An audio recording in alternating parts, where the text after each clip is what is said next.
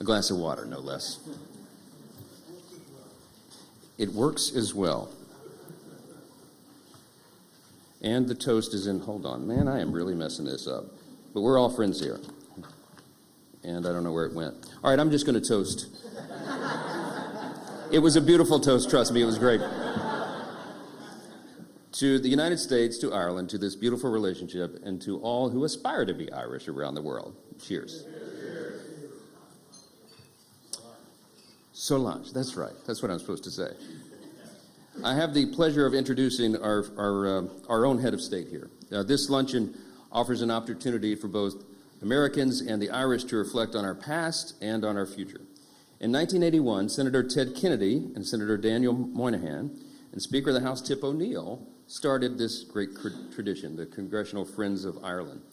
They aim to celebrate their shared Irish heritage, deepen ties between our two nations, and promote peace and reconciliation in Northern Ireland. In 1983, the Friends of Ireland Luncheon was born when President Ronald Reagan, of course of proud Irish heritage, and the Taoiseach visited Capitol Hill to celebrate Irish heritage and St. Patrick's Day. This lunch was the embodiment of that, of charity and friendship across political differences, and it has led to real-world international diplomatic successes. Many historians credit the advocacy of the Friends of Ireland caucus as essential in the signing of the Good Friday Agreement.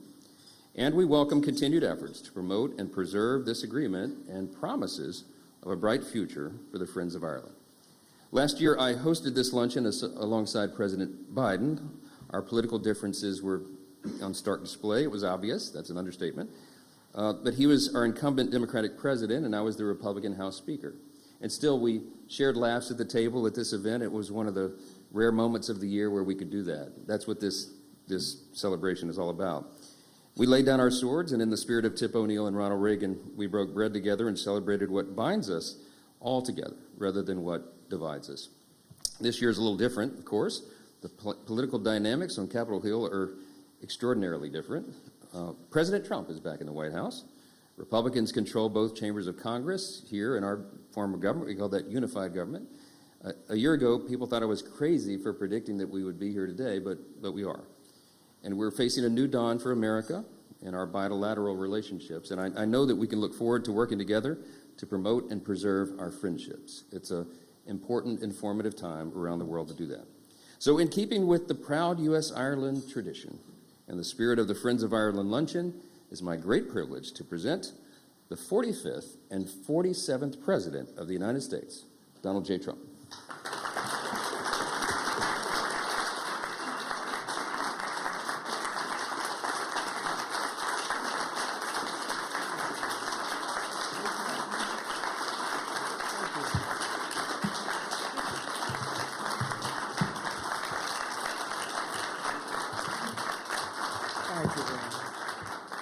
Thank you very much, everybody. It's a great honor.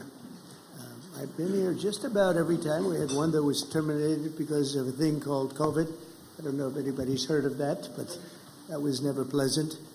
And we would have been together twice, but we had COVID interrupted twice, and I appreciate seeing you again, however. And you've done a fantastic job. We very much appreciate you being here. And I also want to thank my new friends from Northern Ireland for being here, who I just met. Thank you very much. Great honor. Great honor. And I must say they spoke very well of you. So that's good. That's good. And great to be with you. And thank you to Speaker Johnson, and thank you to all of the members of Congress who are here, quite a few, most of which are Irish, most of whom are Irish. And we welcome Taoiseach, and I love the name because Michal, but it's Michael. I said, how many people call you Michael? It's exactly Michael. I said, he said, about 50%. I said, do you get upset when they do? He said, no, but I'm going to call you Michal because that's the way it is. Martin, who has really been terrific. I've been with him quite a bit. I've spoken to him quite a bit, and we're going to have no problems. And his wife, Mary, we welcome you to America. Fantastic people. And it's really a wonderful annual tradition being here. We're also grateful to be joined by Irish Ambassador to the United States, Geraldine Byrne Nason. Where's Geraldine? Hi, Geraldine. Thank you very much. And the entire Irish delegation. And I know we're a little bit, everybody's a little bit late today, but that's okay because we're celebrating the Irish, and I think it's okay we're a little bit late. I also want to congratulate a friend of mine, Ed Walsh. He's a great golfer. He's a championship golfer, actually. Not quite as good as Rory, but that's okay. But he's right up there. He's won many club championships, and he's one of the best golfers you'll ever see. And congratulations, boy, you're going to have fun over there. He's going to be the ambassador to Ireland. So congratulations, Ed. Well, maybe it is thanks to me, but you're going to have a good time. You're going to represent us well. He can do most of his business on the golf course, too. That's so nice. But he's got the best job of anybody. And I really appreciate so many of my friends being here. So many great friends are here. This afternoon, we're gathered to celebrate the deep and abiding ties of history, family, and friendship that bind together Ireland and the United States of America. The Irish-American patriots have been part of our national history in our country's earliest days. Amazing history they have with our country. Irish Americans fought heroically in our war for independence, served with honor in the crucible of the Civil War, and won fame and valor among Theodore Roosevelt's famous Rough Riders. They were Rough Riders. By some estimates, more than 2,000 Irish American warriors have earned the Congressional Medal of Honor. This is an amazing statistic, because who would ever think that's even possible? It's more than 50% of the medals of honor were won by the Irish. I'm going to have to check that. That sounds like, that's an awfully good statistic. We're going to have to check what's going on over there, huh? But that's an amazing statistic, actually, 50%. This includes the great Audie Murphy, the most decorated enlisted soldier in American history, whose service in the Second World War earned a Medal of Honor, 2 Silver Stars, a Bronze Star, 3 Purple Hearts, and the Legion of Merit.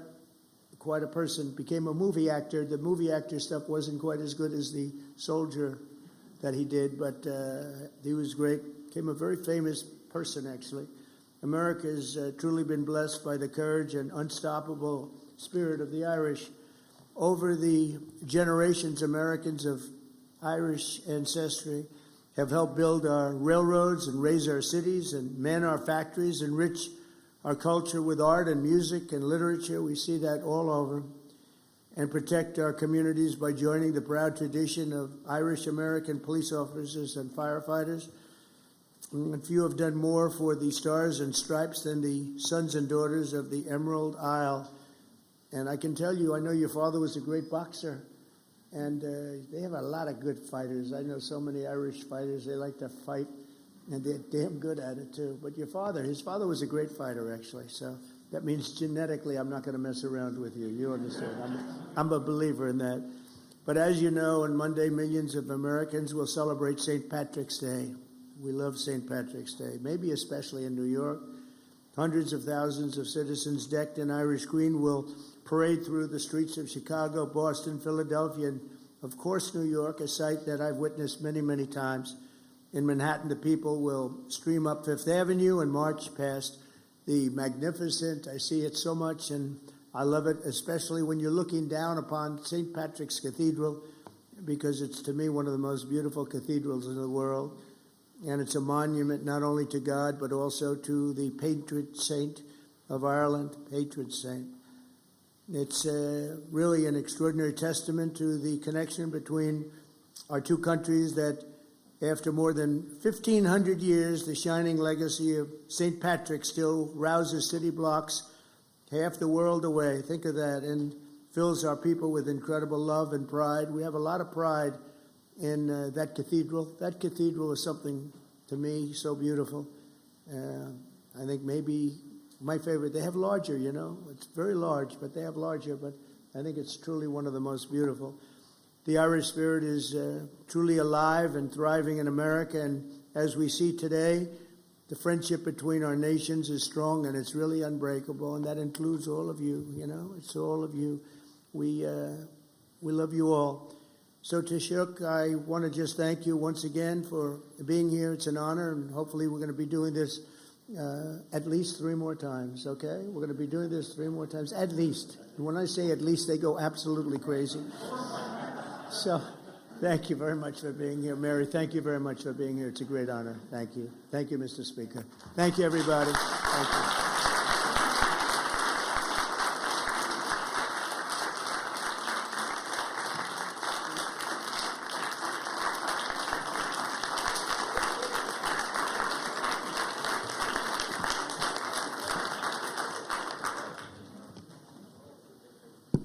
Thank you, Mr. President.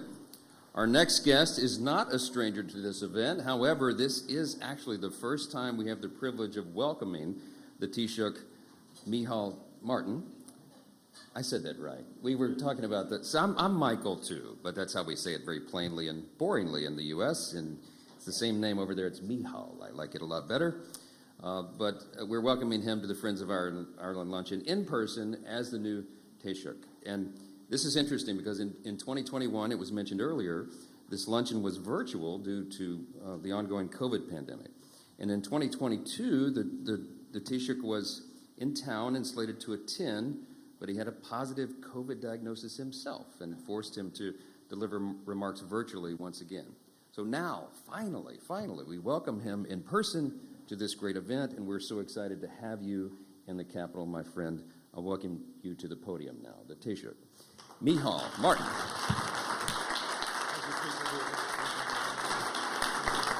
Thank you.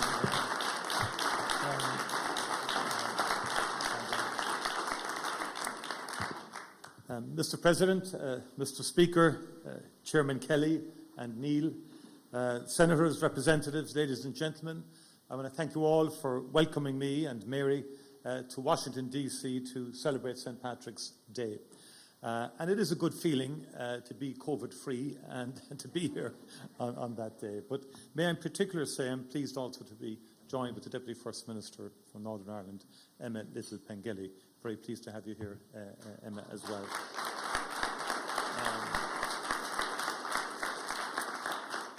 This is a cherished opportunity to break bread with our most steadfast friends.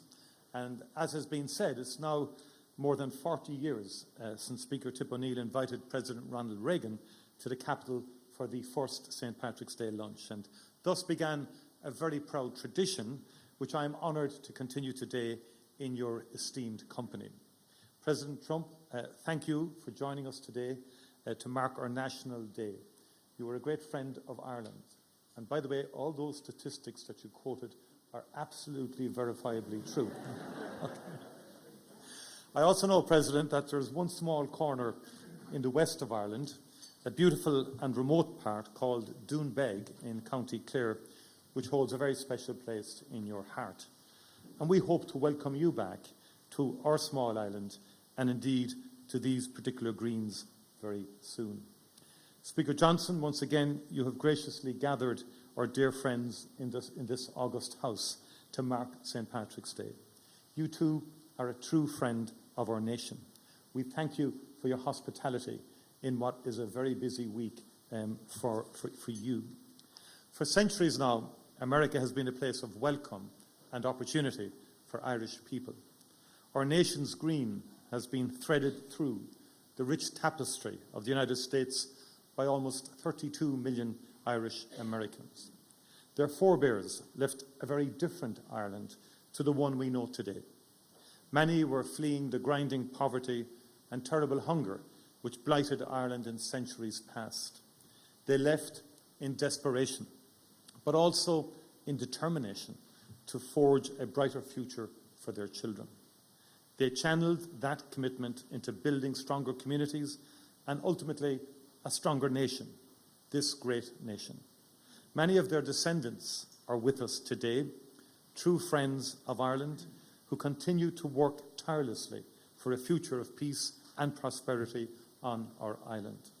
Indeed, we need look no further than the co-chairs of the Friends of Ireland caucus. Our dear friends, Congressman Neil and Congressman Kelly's bold leadership and vision unites Irish American members from both sides of the aisle through the Congressional Friends of Ireland caucus. Throughout our troubles, the Friends of Ireland, Republican and Democrat alike, held fast to a vision of Ireland not marred by violence or terror. You worked unrelentingly to realise that fragile hope. You stood shoulder to shoulder with us, no matter how fierce the challenge, and there were many such challenges. And it is that same determination that together we must devote today to today's conflicts in the Ukraine and in the Middle East. And our shared history teaches us that peace, however elusive it may sometimes seem, is achievable. Its promise remains within our grasp. Mr. President, we are forever grateful for the United States' contribution to transforming our island, and we wish you well in the efforts that you are making to bring peace to the Ukraine and to the Middle East and further afield. We thank you for your leadership and indeed your ongoing friendship to Ireland. Thank you once again for joining us today. Thank you, Mr. Speaker, for your gracious hospitality, and thank you to our dearest friends in this room. A very happy St. Patrick's Day to you all. As we might say in Gaelic, go raibh míle maithagah agus banachtaí nó éile pádraig oribh go léir. Go raibh míle maithagah. Thank you very much indeed.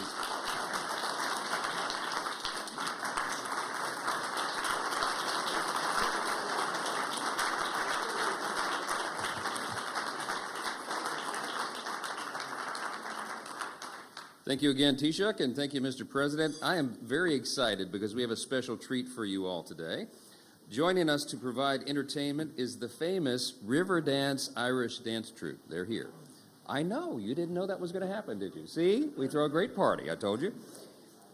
Let me give you a little background on this. In 1994, during an interval act at the Eurovision Song Contest, there was a 7-minute dance routine that captivated the world. From that stage in Dublin, Riverdance was born.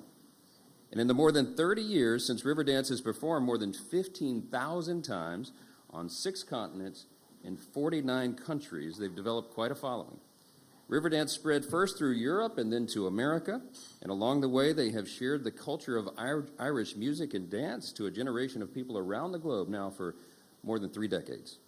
And while we're only receiving an abridged version of the very famous show today, Riverdance is performing here in Washington at the Kennedy Center through March 16th.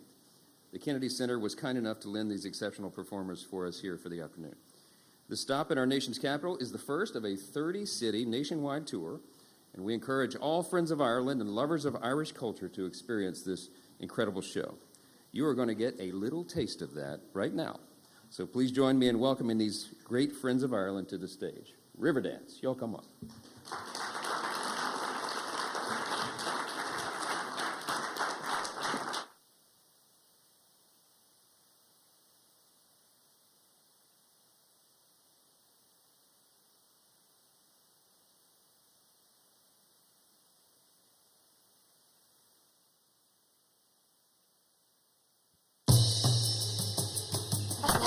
Tears are calling on her, a thousand tears are calling on her, and she was stuck on dancing, and she was stuck on dancing, and her muddy's name was Mississippi, Mississippi, on Olivia, Mississippi, Mississippi, on Olivia, Mississippi, Mississippi, on Olivia, River Lippy, on Olivia.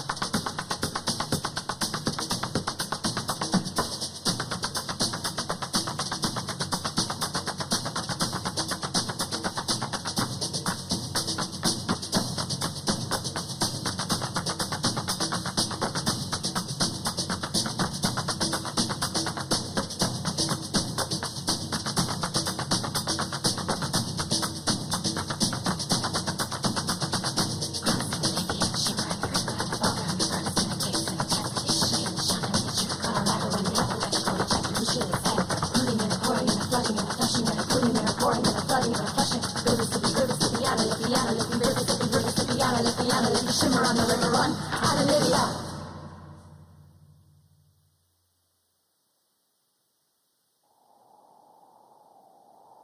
Thunder and lightning batter the rocks.